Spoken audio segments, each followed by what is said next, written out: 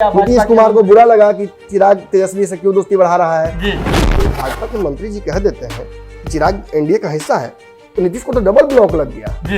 एक तरफ तो इधर कहीं ना कहीं चिराग ने तो झटका दे ही दिया था, इधर फिर से एक बार भाजपा ने दे दिया। मैं अपने आप से 4 दिन पहले पूछ रहा था जी कि चिराग पासवान में इतनी हिम्मत आई कहाँ से कि चिराग पासवान ने ऑफर रिजेक्ट कर दिया है भाजपा का भी और तेजस्वी यादव का भी, और उनका ध्येय सीधा अब नीतीश कुमार से वन ऑन वन, बिल्कुल हेड टू हेड लड़ाई, कोई किसी से लड़ाई नहीं। हाँ, हमेशा पंचनामा अपने आप को आने वाले वक्त में प्रूफ करता है, आज प्रूफ नहीं मिल पाएगा आपको।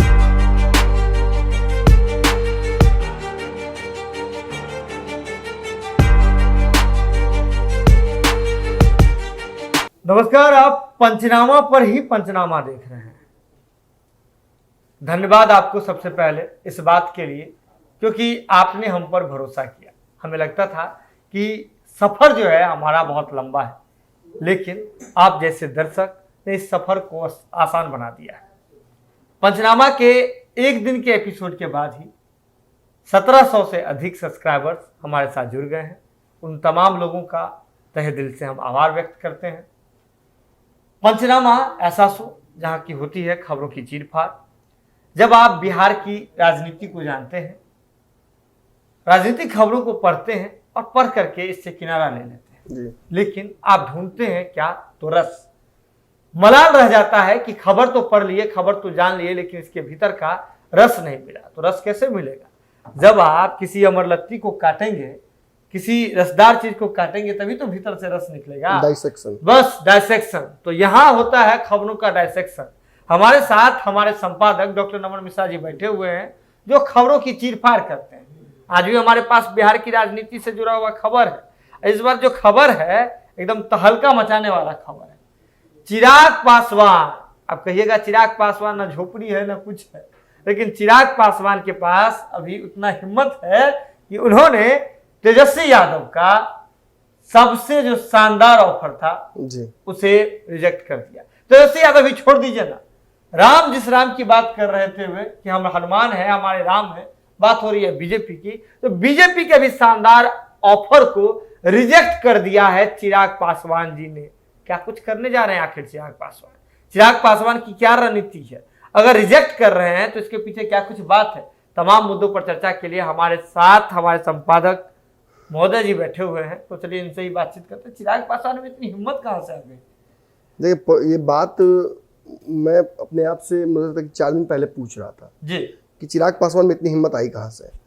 यही सवाल मैंने उनके मीडिया प्रभारी कल्लू को बुलाकर यहाँ पूछा जी, और मैंने बहुत जोड़ घटाव किया। मैंने उस वक्त आपको भी कहा था कि शायद हम लगता है फिर एक नई तार को छेड़ रहे हैं। हाँ। अब बिहार की मीडिया 3 दिन बाद इसको पकड़ेगी। हमने उस वक्त ही स्पष्ट कर दिया था कि चिराग पासवान उपचुनाव लड़ने वाले हैं। मेरा इनपुट्स, मेरे जो लोग हैं, कार्यकर्ता जो हैं पार्टियों के, जो मेरे साथ जुड़े हुए हैं, वो स्पष्ट तौर पर इशारा कर रहे थे कि चिराग पासवान ने ऑलमोस्ट नाम फाइनल कर लिया। एक सीट पर नाम फाइनल हो गया, दूसरे सीट पर कैंडिडेट 5-6 लोगों में फाइनल किया जा रहा है जी। एक जगह पर हो सकता है पुराने कैंडिडेट वापस आए जी, यानी वो दोनों जगहों पर चुनाव लड़ेंगे। मतलब उपचुनाव की बात हो रही है। बिल्कुल। और उपचुनाव को लेकर आपको याद होगा हमने स्पेशली फोकस किया था। बिल्कुल। अब चैनल बंद हो गया तो हम क्या करें, हम उसमें बहुत कुछ नहीं कर सकते, लेकिन फिर भी नए चैनल पर आप लोगों ने इतना प्यार दिया, इसके लिए बहुत बहुत धन्यवाद। और हम लगातार खबरें दे रहे हैं। सच तो यही है कि आप ही खबरची नहीं, हम भी खबरची हैं। हाँ बिल्कुल। यहाँ जो डॉक्टर है वो भी मरीज है। हाँ। और खबरों का मरीज है। तो इस आपकी बीमारी को हम शेयर करते हैं। We share the same mutual bond जी। लेकिन जिस चर्चा को हमने किया था दोनों चुनाव, दोनों विधानसभा सीट पर, एक बार फिर से उसको चाहते हैं कि सारांश में छोटा सा मतलब तमाम खबरों की लबुलबाब ये बात थी कि जो 2 जगह पर, 2 विधानसभा पर बिहार में उपचुनाव होने हैं, ऐसे में तारापुर और जो है अगर कुशेश्वर स्थान की बात करें तो वहां पर जो है जो जीत का जो मार्जिन रहा था वोट का, वो मात्र जो है 60,000 के आसपास रहा था जी। लेकिन जीत वाले मार्जिन वोट से हम बात करें 60,000 वोट से अधिक था लोजपा का वोट जी। लोजपा दोनों जगह तीसरे नंबर पर रही। एक जगह लोजपा ने उतना ही वोट काटा था जितना से जीत हार हुआ, जितना एक जगह पे उन्होंने डबल के आसपास 13,000 के आसपास वोट काटा था। एक जगह 11 और एक जगह 13 जी जी। तो ये क्या साबित करता है? देखिए मैं आपको बता दूं जी, कायदे से चिराग पासवान ने यहाँ पर जादू का काम बिगाड़ा है। हाँ। और यहाँ जीतने की संभावनाएं चिराग पासवान की नहीं थी। नहीं थी। भाजपा का भी वोट उन्हें मिला होगा जी, लेकिन फिर भी वहां समीकरण उनके पक्ष में नहीं था। फिर भी चिराग पासवान चुनाव लड़ रहे हैं वहां से दोबारा उपचुनाव में। माने अभी भी मकसद वही है, नीतीश कुमार जी को छोड़ेंगे नहीं। और आप जो आज चर्चा हम कर रहे हैं उसको ध्यान से इसलिए भी देखिए क्योंकि तेजस्वी यादव के साथ जो मुलाकात हुई थी, जिसमें उन्होंने न्योता दिया था तेजस्वी को अपने पिताजी की बरखी कार्यक्रम में, आधे घंटे तक मुलाकात हुई। उस कार्यक्रम उस मुलाकात के दौरान राजनीतिक चर्चाएं हुई थी। हमारे जो सूत्र हैं वो कंफर्म करते हैं। और उपचुनाव को लेकर सवाल पूछे गए थे तेजस्वी यादव की तरफ से चिराग से। चिराग ने कहा कि इन सभी पर मैं जवाब दूंगा आपको, लेकिन फिलहाल इस आवेदन को आमंत्रण को स्वीकार कीजिए। बिल्कुल। और बाहर निकलने के बाद पत्रकारों ने भी कुछ पत्रकारों तो ऐसा सवाल किया जिससे मुझे लगा कि पत्रकारों को सवाल नहीं, तेजस्वी यादव सवाल कर रहे हैं। और तेजस्वी यादव के माध्यम से उन पत्रकारों ने सवाल पूछा। देखिए हो रहा है मीडिया में से, बिल्कुल प्लांटिंग प्लॉटिंग चल रहा है। और कुछ पत्रकारों ने सवाल तेजस्वी यादव की तरफ से पूछा चिराग पासवान से कि आप ऑफर स्वीकार कर रहे हैं। उन्होंने क्या कहा था? उन्होंने कहा था कि अभी हम राजनीति करने के लिए नहीं आए हैं। बिल्कुल। सच तो ये है कि देखिए राजनीति करने ही गए थे चिराग, बिल्कुल, लेकिन वो तेजस्वी यादव के लिए करने नहीं गए थे, अपने लिए करने गए थे। आपके यहाँ जाएंगे, आप सम्मान दीजिएगा तो भाजपा को बेचैनी बढ़ेगी, और वही हुआ। कार्यक्रम में भाजपा ने स्पष्ट कर दिया नीतीश कुमार को बुरा लगा कि चिराग तेजस्वी से क्यों दोस्ती बढ़ा रहा है। नीतीश कुमार, मैंने सोचिए कि एक राजनीतिक सूचिता को भी ताक पर रखकर नीतीश कुमार वहां नहीं पहुंचे और दुर्भाग्यपूर्ण करार दिया गया। और सच में दुर्भाग्यपूर्ण।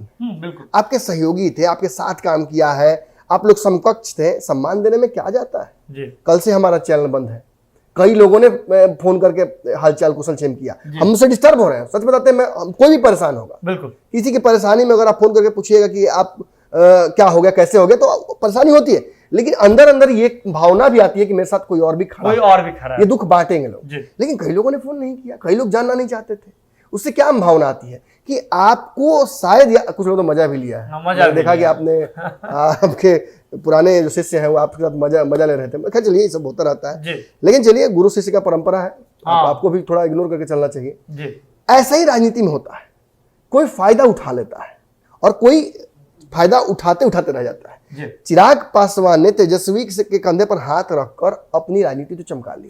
नीतीश के सामने भी अपना धौंस जमा दिया और भाजपा को भी कहीं ना कहीं इशारा कर दिया कि हमारे पास ऑप्शन है, हमको पुरनका चिराग मत समझिएगा, जो लेवल करते थे। और कहीं ना कहीं इससे भाजपा की भावनाएं भी आहत हुई।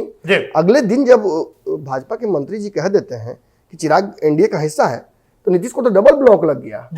एक तरफ तो इधर कहीं ना कहीं चिराग ने तो झटका दे ही दिया था, इधर फिर से एक बार भाजपा ने भी दे दिया। बिल्कुल। लेकिन चिराग पासवान के जो भी राजनीतिक सलाहकार इस वक्त हैं, या अगर वो अपने मन से डिसीजन ले रहे हैं, तो शानदार जो भी चिराग पासवान को राय दे रहे हैं वो बहुत अच्छा कार्य कर रहे हैं। उन्होंने सीधे तौर पर गठबंधन करने से इनकार कर दिया है। बिल्कुल। अभी खबर जो हमारे पास आई है उसके आधार पर उन्होंने कुछ चैनलों से बातचीत की है और बातचीत के दौरान उन्होंने स्पष्ट कर दिया है कि उनका किसी गठबंधन करने से इंटरेस्ट नहीं है, उनको सीटों पर चुनाव लड़ना है। जी बिल्कुल बिल्कुल।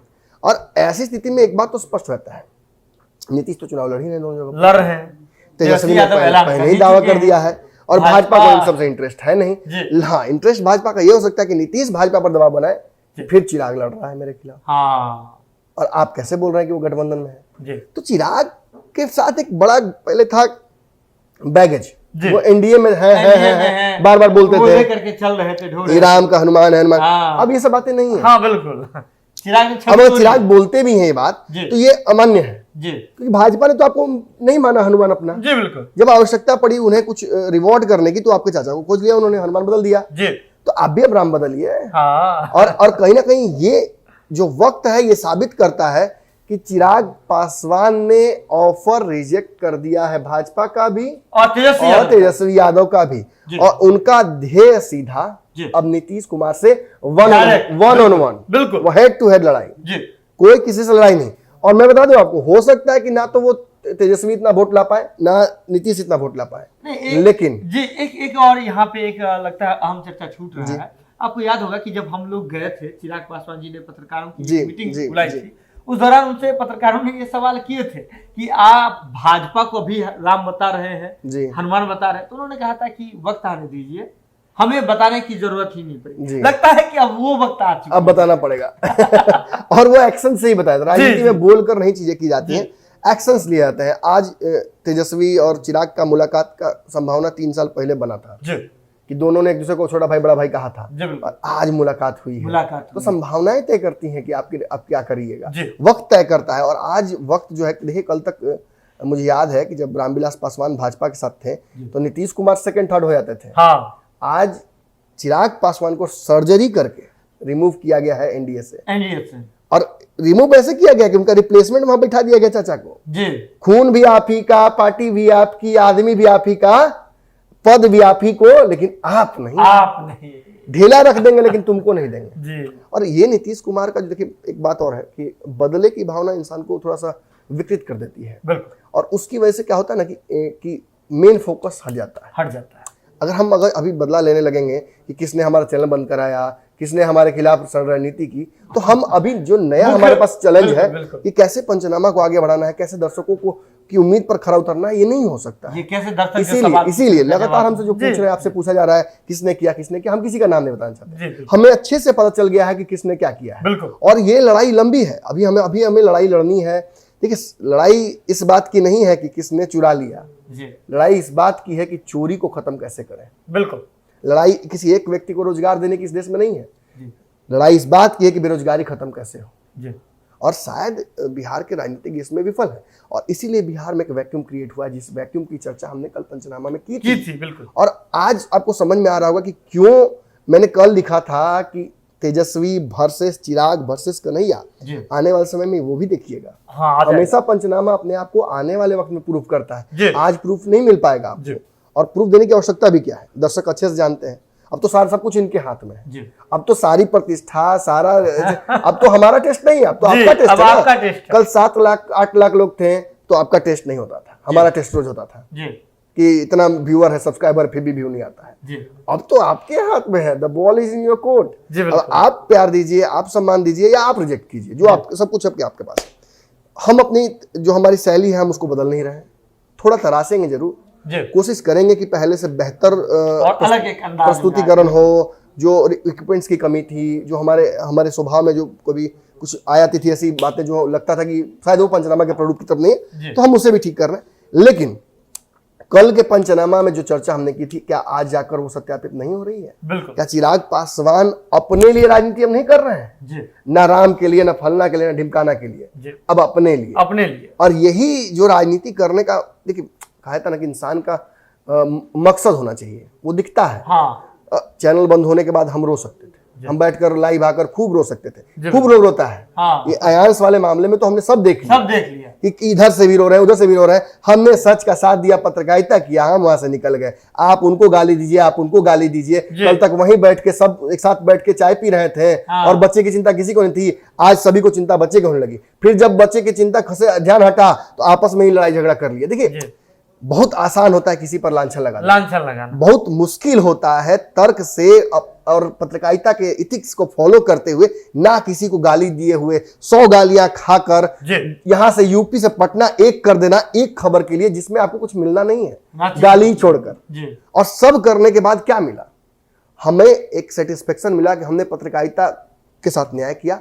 और आज अयांश के पिता जेल में हैं, हमने तो नहीं भेजा।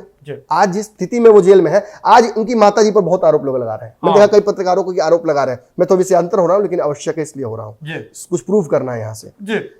उनकी माताजी पर आरोप लगा रहे हैं, अयांश की बीमारी पर आरोप लगा रहे हैं। क्या भारत लाइव ने कभी कहा क्या ऐसा? क्या हमने उनकी माताजी पर, उनकी माताजी ने हमारा नाम तक लिया कि अगर बच्चे को कुछ हो जाता है तो भारत लाइव जिम्मेवार होगा? हो सकता है उसकी सजा हमें मिल रही हो, चैनल हमारा भी बंद है। बिल्कुल, आप जोड़ सकते हैं इसको उस तरीके से। लेकिन this is a cost we are willing to pay. अगर ये भी करना पड़े और इसकी सजा, इनको तो जान से मारने की धमकी मिली थी, कोई फर्क नहीं पड़ता है। अगर एक पत्रकार ही शहीद हो जाएगा तो क्या हो जाएगा? बिल्कुल, पत्रकारिता के साथ तो नहीं आ रहे, पत्रकारिता बची रहेगी ना। और इसी इथिक्स के कारण मैं कह रहा हूं आपको, समझिएगा, आपका सोच, आपकी इथिक्स सब कुछ डिसाइड करती है। और हमने, देखिए, हम रो सकते थे, हम बहुत कुछ कर सकते थे, किसी पर लांछन लगा सकते थे, आरोप लगा सकते थे, लेकिन हमने नया चैनल बना लिया और हम जीरो से शुरुआत करने के लिए तैयार हैं। हम प्रतिबद्ध हैं, हमारे चेहरे पर दिख रहा है, मैं सामने कैमरे में देख रहा हूं अपने आप को, और मुझे लग रहा है कि ये व्यक्ति कर लेगा, अपने ऊपर कॉन्फिडेंस। और मुझे उम्मीद है कि दर्शकों को भी लग रहा होगा ऐसा ही क्योंकि शुरुआत तो हमने पिछली बार भी 0 से ही किया था। कॉन्फिडेंस को हैक नहीं ना कोई कर पाएगा ना, वो कहाँ से कर सकते हैं, उसका कोई हथियार नहीं है, कोई फिशिंग साइट नहीं आता, कोई लिंक नहीं क्लिक कर सकते आप उस पर। लेकिन हाँ, एक बात बता दो, अब ये जो चर्चा मैंने की ये क्यों किया ये बता देता हूँ, बहुत जल्दी खत्म निपटाऊंगा इस चीज को। ये कॉन्फिडेंस मुझे चिराग पासवान में दिख रहा है, बिल्कुल। ये कि मेरे पार्टी तोड़ दी, चाचा ने तोड़ दिया, मोदी ने धोखा दे दिया, नीतीश जी ने ऐसा कर दिया, ये चर्चाएं अब हो ही नहीं रही हैं। अब नहीं कर रहे हैं, अब वो कह ही नहीं रहे हैं ये सब। अब वो कह रहे हैं कि हमको क्या करना है, आशीर्वाद यात्रा की है, जनता के बीच गए और जाकर ये प्रूव किया कि कहीं ना कहीं मैं 0 से शुरुआत करने के लिए तैयार हूं। और यही ना देखना चाहते हैं हम एक पत्रकार के तौर पर यही प्रतिबद्धता देखना चाहते हैं नेताओं के चेहरे पर, उनकी बातों में, उनकी जुबान पर, उनके चेहरे पर, उनके हाव भाव से हम यही देखना चाहते हैं। और बिहार में इसी की कमी थी। एक दौर था बिहार में जबरदस्त राजनीति हुई थी और सारे राजनीतिक अपने अपने विचारधारा के लिए प्रतिबद्ध थे, लेकिन वो विचारधारा का ह्रास होने का एक समय आया था जिसमें पिछले 15 साल में, 15 नहीं 12 साल में कहूंगा, विचारधारा का इतना ह्रास हुआ है कि कौन किसके साथ चला जाएगा ये पता नहीं, कौन किस बात पर पलटी मार जाएगा कुछ पता नहीं। किसी ने अपनी राजनीतिक साख खो दी, किसी ने अपनी राजनीतिक राख खो दी, और आज जिस जगह पे पहुंचा हुआ है बिहार का राजनीति, कुछ नया होने वाला है, ये सबको लगता है। जी बिल्कुल। ये हम ही आपको नहीं लग रहा है, दर्शकों को भी लग रहा है, अन्य चैनलों के संपादकों को लग रहा है, करने वाले लोगों को उनको भी लग रहा है कुछ बड़ा होने वाला है। तो ये जो बिग बैंग थ्योरी होने वाला है, इससे पहले हम लोगों का कैलकुलेशंस बड़ा इंपॉर्टेंट हो जाता है।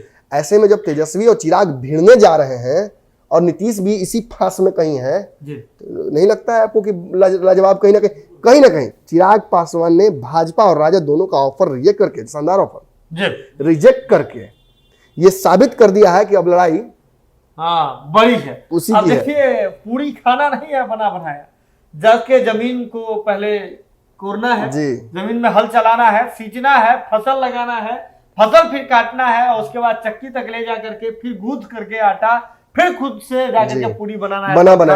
बना बनाया नहीं, क्योंकि चिराग पासवान जी देख चुके हैं बनी बनाई हुई चीज का क्या होता है। तो ऐसे में चिराग पासवान जी उस रास्ते पर दोबारा नहीं जा रहे, लेकिन कहीं ना कहीं तारापुर विधानसभा में और कुशेश्वर स्थान में जो उपचुनाव हो रहे हैं, ऐसे में चिराग पासवान जी ने भी दावा ठोक करके तेजस्वी यादव जी को एक बड़ा झटका दिया है उनके अरमानों पर, और जो समीकरण वो साधने की कोशिश कर रहे थे। तो चिराग पासवान जी ने इस बार बैरियर अपनी ओर से लगाया है कि अभी नहीं संभावना है, लेकिन आज तो नहीं। मैंने तो कहा भी था कि उपचुनाव में तो संभव ही नहीं है। अब जुड़े रहे, ऐसे ही पंचनामा को देखते रहे, प्यार देते रहे। आपका अच्छा लगा साथ कि आपने एक दिन में जो पंचनामा चैनल है, हमारा नया जो जगह है, नया जो एजेंसी है, उसे जो है आपने 1700 जो है सब्सक्राइबर तक पहुंचाया। तो ऐसे में हम यही चाहेंगे, आग्रह होगा आपसे कि आप ऐसे ही प्यार देते रहें और शेयर करते रहें। कैसा लगता है आपको हमारा ये शो, आप हमें बिल्कुल बता सकते हैं। कमेंट बॉक्स लगातार खुले हुए। बहुत बहुत धन्यवाद।